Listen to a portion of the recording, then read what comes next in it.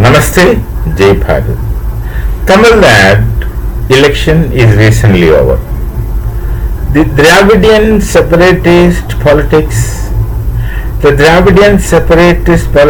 and such influences apparently had gone. The youngsters in Tamil Nadu, you call it as Gen Z, let me call them as youngsters, are not buying the separatist politics of Dravidian movement. The Dravidian movement says that we are different from Hindus. We are different from Hindus. But the irony of the matter is that Tamilians are very hardcore Hindus, very religious Hindus, very seriously practicing Hindus. There are infiltrations from others, all right, especially the Christians in disguise. They don't change their names once they get converted into Christianity. The Chief Minister Vijay himself is Vijay Joseph. And some people, they have carry that they don't use their Christian names. Anyway, that's for their personal, political, whatever thing is. So, Tamil Nadu always wanted to, right after the Periyar Naikar initiatives of separate Tamil Nadu,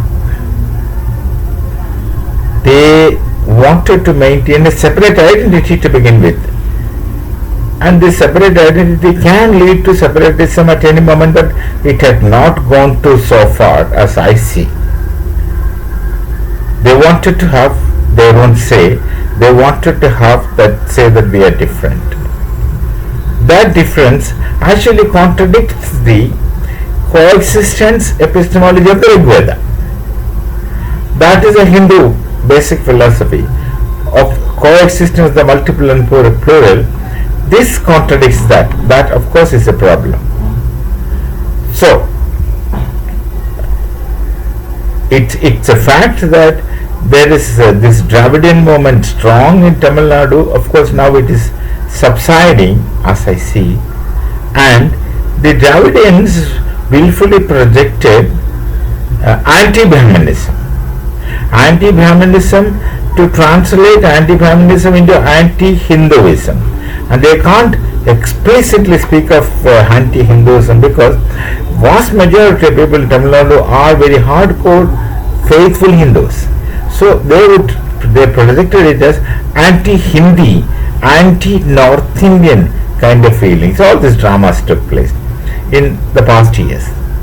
And in the meantime, what happened of late, one excavation in Tamil Nadu, Keezhadi,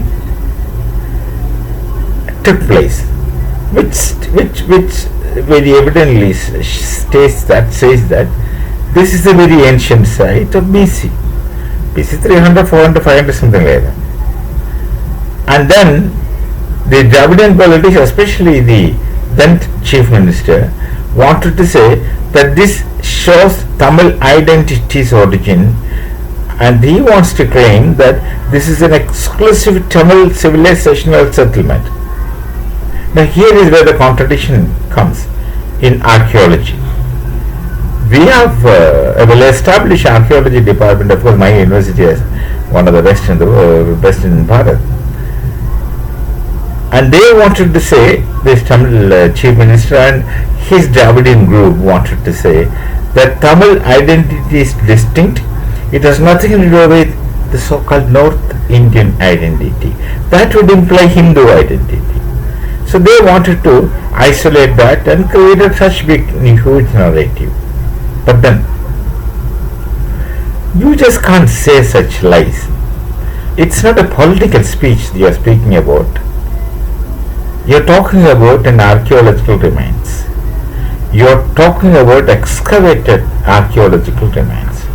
And there are quite a few standards and yardsticks already put.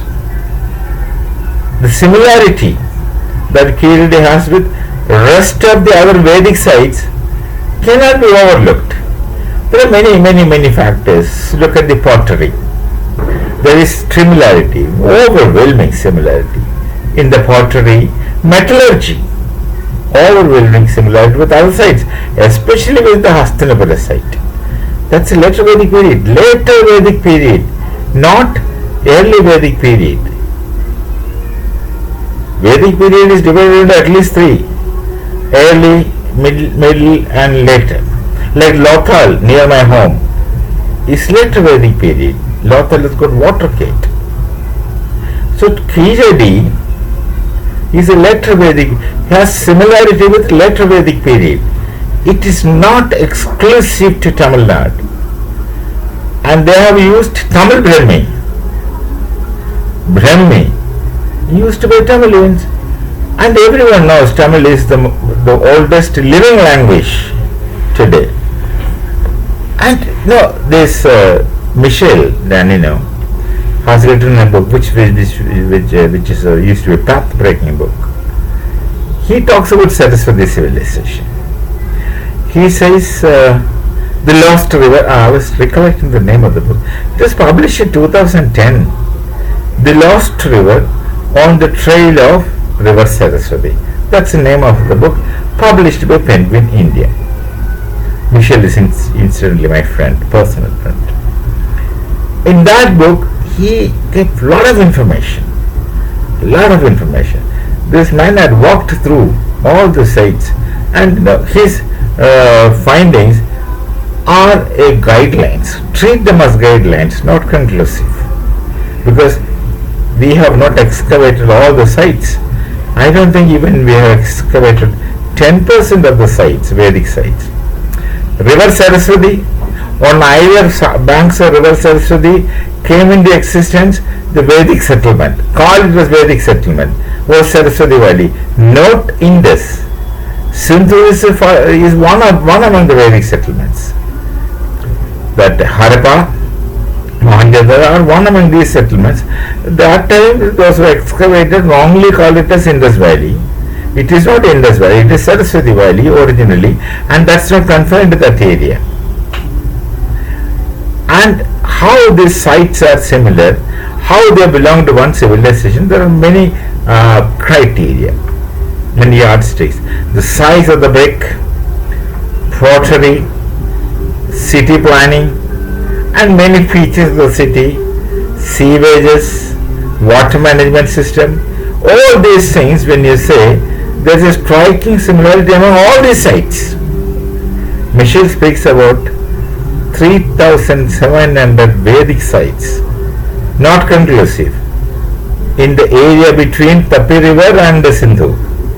South he had not, of course he lived in South for quite some time. South, this Keezhadi was not excavated when he wrote this book. Otherwise he would certainly have included Keezhadi. And also that Kerala excavation, Musiris, that's of a much later period, not BC. So, there are such similarities which suggest that all these sites carried one civilization. But then, Bharat, with such vastness, such a vast country, people spoke different language.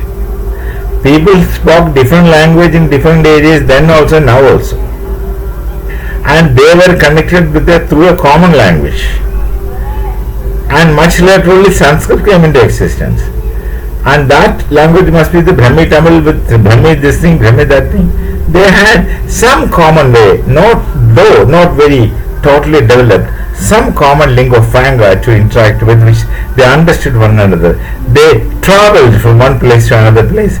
They lived as one civilization. In all these 3,700 so-called settlements, 3,700 in three stages. Early, medieval, later, that's what Michel claims. Much more than that. Later, the extension of this civilization goes to Ganga Dhop. And all things put together we should call as a Vedic civilization. They are the Vedic civilization. Keezhadi is not exclusive. Keezhadi is not separate from the Vedic civilization. There are both direct and indirect link. The same people, and I want to conclude saying this, same Vedic people lived in Keezhadi also at one time, and lived in Harap also at another time.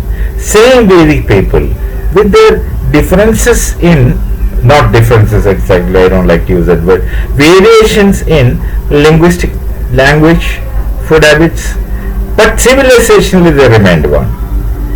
And you look at the sites, and the sites features, characters, pottery, brick size, sewage system, water management, all those things have very very seriously striking similarity with the variations pertaining to the region, time and place. Time and place. Region, that of course, place.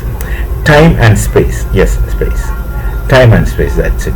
Now do not start crying or trying, do not say that Keezhadi is exclusive, Keezhadi is different from Vedic settlement. No, they're one and the same. Like you and me are closer than many others, we don't know where our ancestors came. It could have come from any part in Bharat, maybe abroad even, but then in Bharat, we used to be one society, we continue to be one society in spite of our featural differences owing to various reasons. If you look at the Gotra, a Gotra, if it originates at one place and is found at Kanyakumari, then that speaks a lot, and that's more than sufficient. Look at the Gotra. Look at your Gotra and find out that it's spread all over. It's not exclusive to one place. Our ancestors have been moving as we have been moving from place to place. Nobody is confined to one place for generations. So Keezhadi is an integral part of the Vedic civilization with given variations in time and space, and that's all. We shall meet. Namaste. Jai Bharat, Jai Sri Ram.